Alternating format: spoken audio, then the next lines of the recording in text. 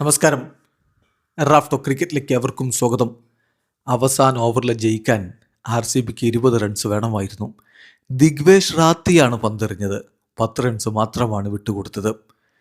മഴ പെയ്ത ഒരു ഓവർ ചുരുക്കിയ മത്സരം ഡെക്വർത്ത് ലൂയിസ് നിയമപ്രകാരം 9 റൺസിനാണ് LSG വിജയിച്ചിരിക്കുന്നത്. LSGയുടെ വിജയം കൊണ്ട് അവർക്ക് എന്തെങ്കിലും ഗുണമുണ്ടോ? എന്ത്? RCBക്ക് പണി കിട്ടിയേക്കാം. കാരണം ഇപ്പോഴും ടോപ്പ് 4 ഒരു തീരുമാനമായിട്ടില്ല. 5 ടീമുകൾ കട്ടക്ക് നിൽപ്പാണ്. തൊട്ടരികിൽ CSK ഉണ്ട്. അപ്പോൾ 6 ടീമുകളുടെ ഒരു കണ്ടൻഷൻ എന്തായാലും അവിടെ നടക്കുന്നുണ്ട്. അതിനിടക്ക് ഈ പൊട്ടൽ RCBക്ക് ഒരു ചെറിയ പണിയായി മാറിയിട്ടുണ്ട് എന്നതാണ് യാഥാർത്ഥ്യം. ഏതായാലും തകർപ്പൻ ഒരു പോരാട്ടമായിരുന്നു. തുടക്കത്തിൽ ബത്തലും കോഹ്ലിയും പോയതിന് ശേഷം പടിക്കലും പട്ടിദാറും ചേർന്ന് നടത്തിയ പൊളിച്ചെടുക്കൽ ജിതേഷ് ശർമ്മ പതിവ് പോലെ നിരാശപ്പെടുത്തിയപ്പോൾ ടിം ഡേവിഡിൻ്റെ വെടിക്കെട്ട് എല്ലാം കൊണ്ടും ഇൻട്രസ്റ്റിംഗ് ആയൊരു മത്സരം ഒടുവിൽ പരാജയപ്പെട്ടു. 9 റൺസിന് RCB. മത്സരത്തിൽ ആദ്യം ബാറ്റ് ചെയ്ത LSG 20 ഓവറുള്ള കളി മഴ പെയ്തതുകൊണ്ട് 19 ഓവറായി ചുരുങ്ങിയപ്പോൾ 3 വിക്കറ്റിന് 209 എന്ന മികച്ച സ്കോർ പടുത്തുയർത്തി. RCBക്ക് 19 ഓവറിൽ 6 വിക്കറ്റിന് 203 റൺസ് എടുക്കാനേ കഴിഞ്ഞുള്ളൂ. മത്സരത്തിൽ മിച്ചൽ മാർഷിൻ്റെ വെടിക്കെട്ട് സെഞ്ചുറിയാണ് യഥാർത്ഥത്തിൽ LSGക്ക് ഗുണകരമായി മാറിയത്. ഒപ്പമിറങ്ങിയ കുൽക്കർണി തപ്പിയാണ് പോയിക്കൊണ്ടിരുന്നത്. എന്നാൽ മറുഭാഗത്ത് പൊളിച്ചടുക്കി മിച്ചൽ മാർഷ് പോയിക്കൊണ്ടിരുന്നു. മഴ കാരണം ഒരു ബ്രേക്ക് വന്നു. ബ്രേക്കിന് തൊട്ടു പിന്നാലെ കുൽക്കർണി പോയി. 9 ഓവറിന് ശേഷം മഴ, പിന്നെ കുൽക്കർണി കളി പുനരാരംഭിച്ചപ്പോൾ തന്നെ മടങ്ങി.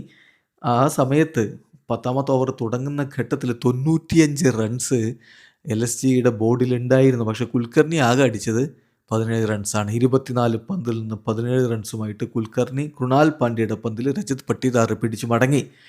നിക്കോളാസ് പൂറൻ 4 ഫോറും ഒരു 6 അടക്കം 23 പന്തിൽ നിന്ന് 38 റൺസ് അടിച്ചപ്പോൾ ഋഷഭ് പന്തിൻ്റെ ഒരു വെടിക്കെട്ടുണ്ടല്ലോ, ആ വെടിക്കെട്ട് ഈ കളിയിൽ വളരെ ക്രൂഷ്യലായി മാറി. 10 പന്തിൽ നിന്ന് 4 ഫോറും 2 6 അടക്കം അദ്ദേഹം 32 റൺസ് അടിച്ചാണ് പുറത്താകുന്നത്. എന്നാൽ മിച്ചൽ മാർഷിൻ്റെ സെഞ്ചുറി അത് തന്നെയാണ് LSGയുടെ നട്ടെല്ല്.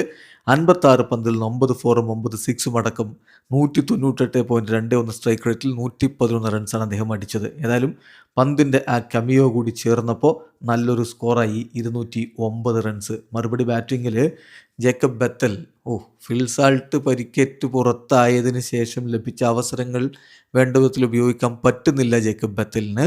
അദ്ദേഹം ആകെ അടിച്ചത് 4 റൺസാണ്. ഒരു 4 അടിച്ചിരുന്നു. ഷമിയുടെ പന്തിൽ പ്രിൻസ് യാദവ് പിടിച്ചു മടങ്ങി.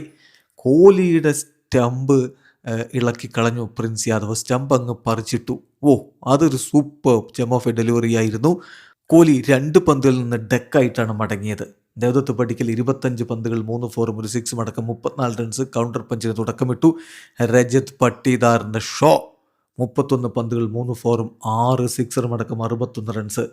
അങ്ങനെ RCB ആ റണ്ണ് ചേസ് ചെയ്യാനുള്ള കുതിപ്പ്. പക്ഷേ ജിതേഷ് ശർമ്മ 8 റൺസുമായിട്ട് മടങ്ങി. ടിം ഡേവിഡിൻ്റെ പൊളിച്ചെടുക്കൽ 17 പന്തുകൾ 4 ഫോറും 3 6 അടക്കം 40 റൺസ്. ഒടുവിൽ കൃണാലും റൊമാരിയോ ഷെഫേർഡുമായിരുന്നു ക്രീസിൽ. അവസാന ഓവറിൽ അവർക്കെതിരെ ഒരു സ്പിന്നർ ഉപയോഗിച്ചു. ആ സ്പിന്നർ നന്നായിട്ട് എറിഞ്ഞു എന്നുള്ളത് കൈയടിക്കപ്പെടേണ്ട കാര്യമാണ്. കൃണാൽ പാണ്ഡ്യ 16 പന്തിൽ 2 ഫോറും 2 6 അടക്കം 28 റൺസ് അടിച്ചപ്പോൾ ഷെഫേർഡ് 15 പന്തിൽ 3 ഫോറും ഒരു 6 അടക്കം 23 റൺസ് അടിച്ചു. 9 റൺസിന് ഡെക്വർത്ത് ലൂയിസ് നിയമപ്രകാരം 9 റൺസിന് LSG വിജയിച്ചുകൊണ്ട് മത്സരം അവസാനിച്ചു. തീർച്ചയായിട്ടും ഇത് RCBയെ സംബന്ധിച്ചിടത്തോളം സംഗതി നെഗറ്റീവാണ്. 10 കളി 12 പോയിൻ്റ് അവർ 3ാം സ്ഥാനത്ത് നിൽക്കുന്നു. LSG പിന്നെ 10 കളി 6 പോയിൻ്റ് അടിവാരത്ത് തന്നെ. വീഡിയോ അവസാനിക്കുന്നു. ക്രിക്കറ്റ് ലോകത്ത് കൂടുതൽ വിശേഷങ്ങളുമായി റാഫ്റ്റോക്സ് എത്താം.